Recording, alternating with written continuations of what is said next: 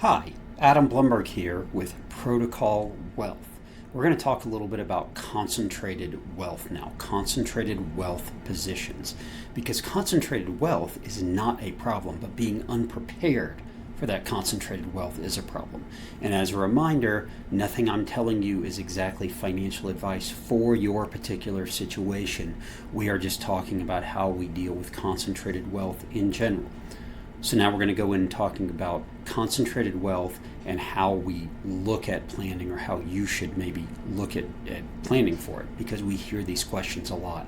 People have a good deal of concentrated wealth. And I want you to know the same asset that made you very wealthy can eventually become the greatest risk to keeping that wealth. So how do you get this concentrated wealth? Maybe you started a company that went public, or maybe you work for a company that went public, and all of a sudden most of your wealth is tied up in the stock of that company. Maybe if you're in the crypto or digital asset world, you all launched a token and the unlock is coming up, and all of a sudden you have this wealth that you need to deal with. Maybe you sold a business and you received equity in the company that purchased you. Maybe it's a private or pre-IPO company, or maybe it is a public company, or maybe you just made a really good early investment and had this conviction, maybe Bitcoin, or maybe Nvidia, maybe ETH, something like that. Or again, maybe you're an employee, you have stock, you have options. And so we want to talk about what that concentrated wealth means. Now, concentration is what creates so much wealth in this country and really everywhere else in the world. Founders hold on to their businesses, early employees hold on to company equity, crypto founders and employees receive token allocations, investors have their conviction in Bitcoin or ETH or technology stocks. But the generic advice, when people say, how much should I sell? The generic advice is you should only have 5% of your net worth tied up in one particular asset or one particular investment. But what we're here to tell you is that's not the same advice for everybody. Everyone is a little different. Every situation is a little bit different. And planning doesn't mean that you have to get rid of your conviction. Planning doesn't mean that you're showing the world that you don't like this company or don't like this investment. It means that you're taking the wealth you've attained and you're planning for yourself and your family. And really the first thing we think about is, what are the risks? Right? And not necessarily the risks of investment volatility, right? Investments can go up and down, but what happens if there is a major decline? What happens to the money that your family has? What happens to your way of life? What happens to what you and your family can do? Can you still fund your lifestyle? Can you still afford the house you live in? Would education and retirement goals remain intact? Would you have to sell even when the stock or even when the token is way down? Here's an interesting question. If it's a company you work for or you started, is your income and your benefits and your net worth all tied to the same company? Those are some risks that you have. If it's digital assets or crypto, now you introduce custody failure, compromise keys, smart contract risk, continuity planning that isn't quite there.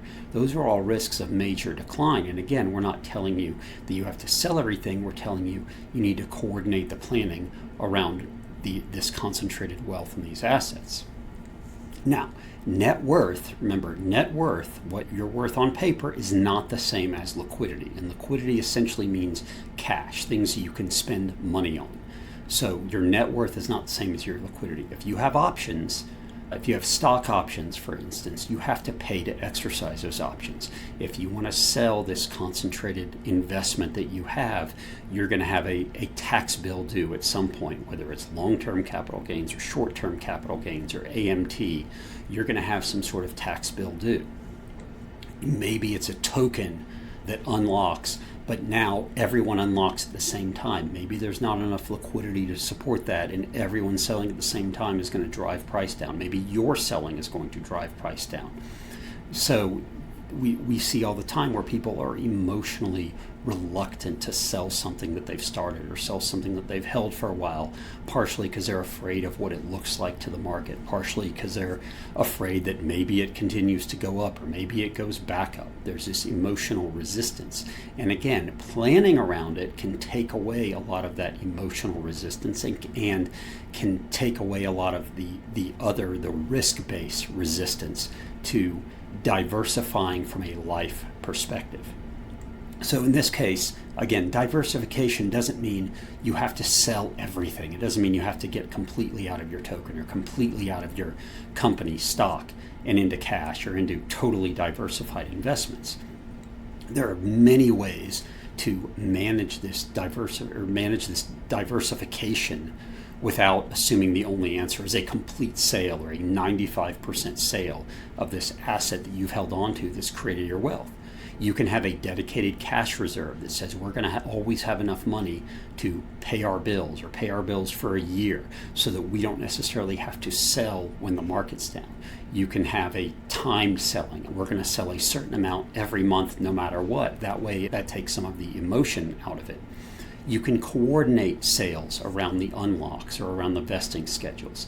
If we're talking about risks, especially in the digital asset world, hedging against risks, you can hedge by improving your custody, improving the security around how you custody those assets. You can maybe hedge some of that risk with options or derivatives. You can look to maybe sell some of those or maybe keep some of those tokens or keep some of those stock assets and just generate income. Right? And that way that income that gets generated from that can be used to pay some of your bills. And that way you don't necessarily have to work to sell those assets at a time when you don't want to sell them. You can potentially borrow against them. Again, I'm not giving anyone financial advice. We're just saying these are some options we see. And we want to separate the family goals from the concentrated position. But one thing to remember about all these strategies that I just listed that are all potential is they all have trade-offs. If you sell some of your assets, you're going to have taxes due, and now you've gotten rid of your upside of that particular asset. Hedging costs money. If you want to hedge, if you want to buy put options, something like that, that costs money. You may limit your upside with some other options you have. Borrowing, if you borrow against some of your assets, that creates leverage and liquidation risk. Holding everything because you don't want to do anything, because you don't want to pay taxes or because you don't want to get rid of that conviction, preserves all your upside, but it means that you have this downside risk. So everything is going to have trade-offs, and the key is coordinating those trade-offs to format strategies that you can live with, you and your family can live with, where you can pay your bills, where you can still have the upside, you can still have your conviction, but it doesn't necessarily mean that you've sold everything, and it doesn't necessarily mean that you've held on to everything. You can have a happy medium there that, again, doesn't mean you have to sell 90% of whatever is in this concentrated position. So the kind of coordinating planning framework is looking at things like, what is my downside risk? What does the liquidity look like of this particular asset? Of course, if it's publicly traded stock, there's plenty of liquidity. If it's tokens like Bitcoin or like ETH or like Sol, there's plenty of liquidity there. Some other tokens don't necessarily have that level of liquidity. How is this going to impact my taxes? Am I going to have the cash flow to pay my taxes? How is this going to impact the cash flow that my family and I have to be able to live our life, to be able to plan for our retirement, to be able to plan for, buying a house, buying a vacation, everything like that?